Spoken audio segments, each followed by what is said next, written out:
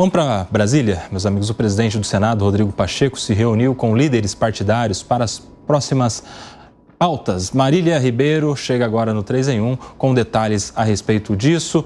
O que a Comissão de Constituição e Justiça vai votar? Marília, conta pra gente.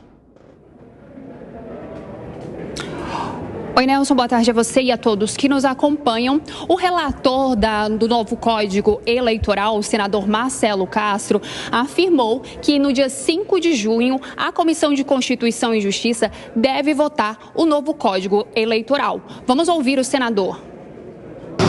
E o que eu julgo assim um compromisso dos líderes, do presidente Rodrigo Pacheco, mais importante é da gente votar o Código Eleitoral no dia 5 de junho na CCJ e no dia 6 de junho a gente fazer uma sessão de debates no plenário da Casa para a gente discutir o fim da reeleição para os cargos executivos de prefeito, governador, presidente da República.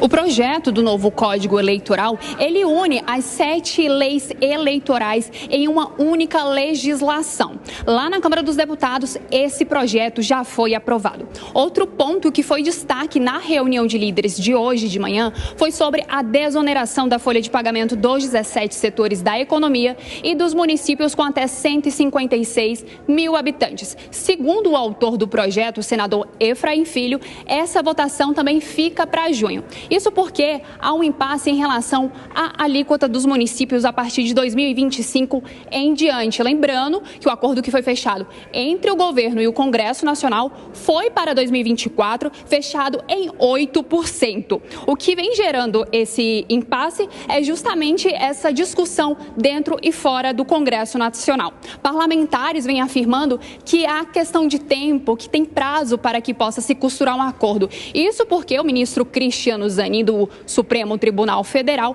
suspendeu por 60 dias aquela liminar que colocava fim à desoneração da folha. E quem reforçou essa questão de ter tempo e prazo foi o senador Efraim Filho. Vamos ouvir o senador. Nós temos prazo. Não seria o caso de se votar um requerimento de urgência essa semana esperando se votar o mérito, porque já tem uma decisão política tomada. Então, quando tiver o texto maduro e acordado, se vota requerimento de urgência, mérito, tudo no mesmo dia, né, e se envia o projeto à Câmara dos Deputados. E para finalizarmos esse saldo da reunião de líderes que aconteceu pela manhã, na próxima semana nós temos o feriado de Corpus Christi no dia 30 de maio. E os trabalhos no Congresso Nacional vão funcionar da seguinte forma. Na terça-feira, em uma sessão no Congresso Nacional, deve ter apreciação dos vetos presidenciais. Já na quarta-feira, em uma sessão semipresencial no Senado Federal, deve ter a votação da reestruturação de carreiras. Eu volto com você no estúdio. Muito obrigado, Marília.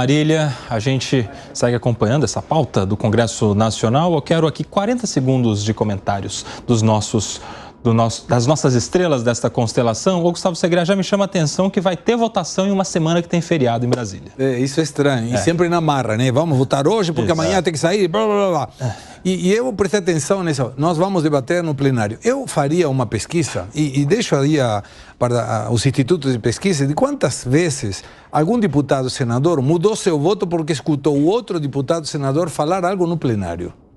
Eu acho que nunca. Mas mesmo assim tem um monte de falas, que é mais para redes sociais do que para o outro, né? Porque ninguém vai mudar. Eu acho que ele vai e já chega lá votando. Mas me preocupa muito quando tem essa pressa tão grande em questões tão importantes como questões eleitorais, por exemplo. É uma situação que também dá um pouco de preocupação, porque vai ser aprovada na CCJ, depois no dia seguinte tem que colocar, deve ter um monte de coisas, e o que está no meio não dará tempo de ler. Então o líder fala, não, tem que votar, tem que aprovar, e o que vem dentro disso ninguém sabe. Novo Código Eleitoral em discussão no Congresso. Ô Jackson, se você pudesse apostar em um ponto para mudar na nossa legislação eleitoral, qual seria? Em primeiro lugar, eles mudam toda a eleição, não tem dúvida disso. Mas a questão fundamental a mudar é a democracia dos partidos. Isso precisa ser encarado. Aí tem um grande problema para o eleitor, Porque como os partidos não têm democracia, a gente ouviu agora há pouco, você queria falar sobre quem fez o Valdemar da Costa Neto presidente do partido. Como é que essas figuras chegam lá? Como é que esse jabuti sobe na árvore? Na legislação eleitoral, o que seria fundamental era cuidar da questão da democracia nos partidos. Os filiados terem voz, poderem votar, poderem decidir, como, aliás, acontecia na época da ditadura militar, por paradoxal que pareça. Eu estou nessa história há muitos anos.